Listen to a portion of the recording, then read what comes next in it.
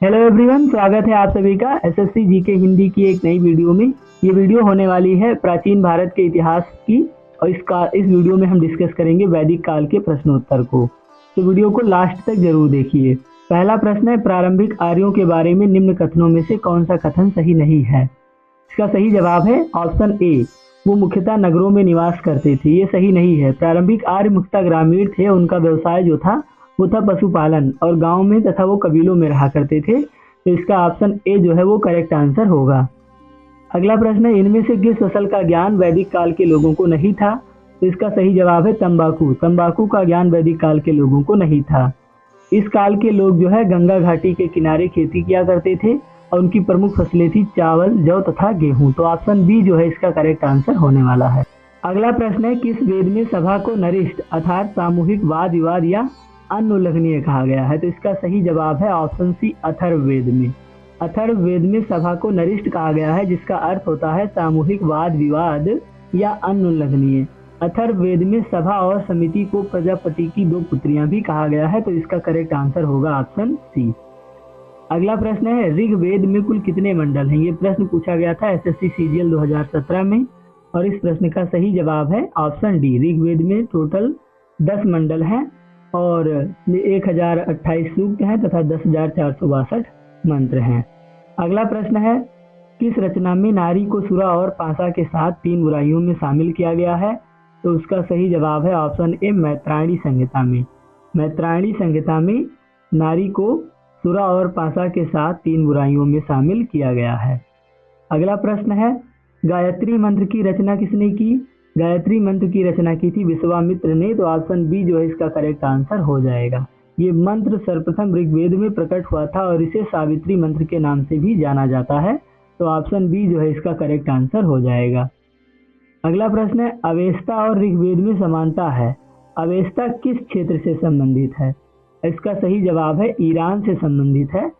Iran जो कि पारसी धर्म का पवित्र ग्रंथ, ये एक पारसी धर्म का पवित्र ग्रंथ है।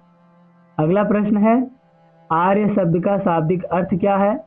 आर्य शब्द का शाब्दिक अर्थ है श्रेष्ठ या फिर कुलीन। तो इसका ऑप्शन डी जो है करेक्ट आंसर हो जाएगा।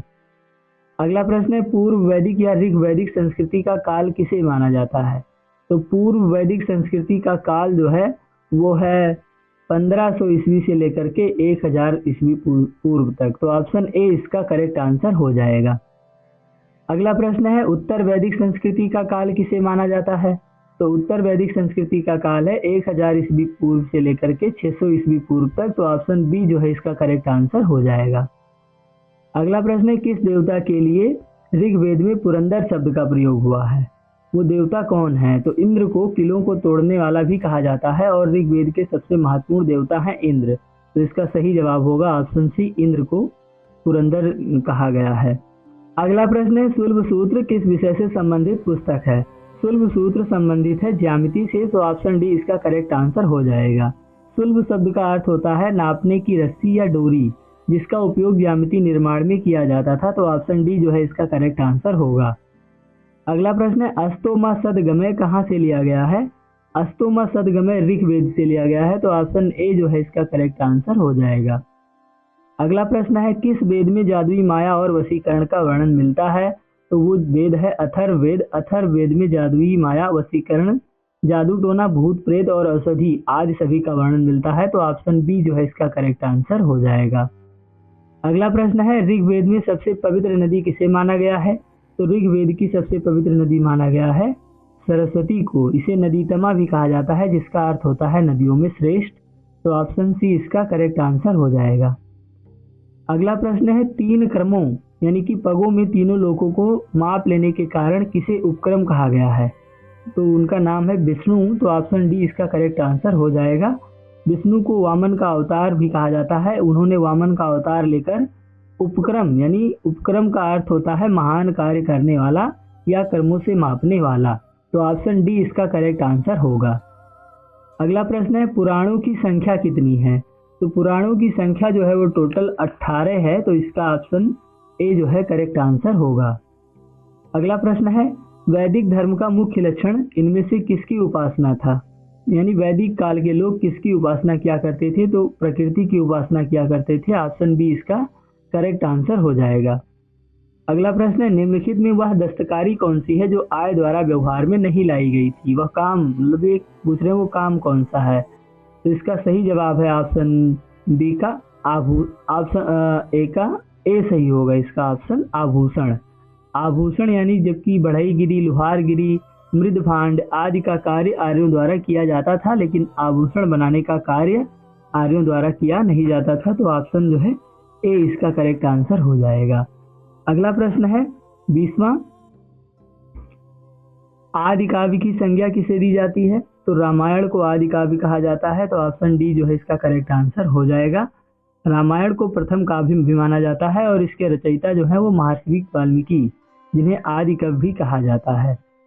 अगला प्रश्न है, निम्नलिखित में से कौन मूलतः जल या समुद्र का देवता था? तो जल या समुद्र का देवता कहा जाता था वरुण को।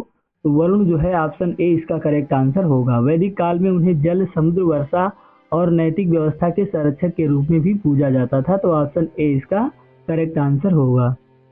अगला प्रश्न है, पतंजलि कौन था? तो पतंजलि संस्कृत व्याकरण अष्टाध्यायी का एक टीकाकार था। तो ऑप्शन बी जो है इसका करेक्ट आंसर होगा। अगला प्रश्न है, उत्तर वैदिक काल के वेद विरोधी और ब्राह्मण विरोधी धार्मिक अध्यापकों को किस नाम से जाना जाता था?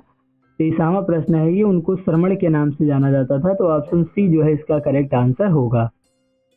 अगला प्रश्न है, भारत के किस स्थल की खुदाई से लौह धातु के प्रचलन के प्राचीनतम प्रमाण मिले हैं? तो अतरंजी खेड़ा जो उत्तर प्रदेश के एटा जिले में स्थित है। तो ऑप्शन डी इसका करेक्ट आंसर हो जाएगा। अगला प्रश्न है, कौन सा वेद अंशतः गद्य रूप में भी रचित है? तो वो वेद है अथर्ववेद। तो वो वेद है यजुर्वेद। तो ऑप्शन ए इसका करेक्ट आंसर होगा।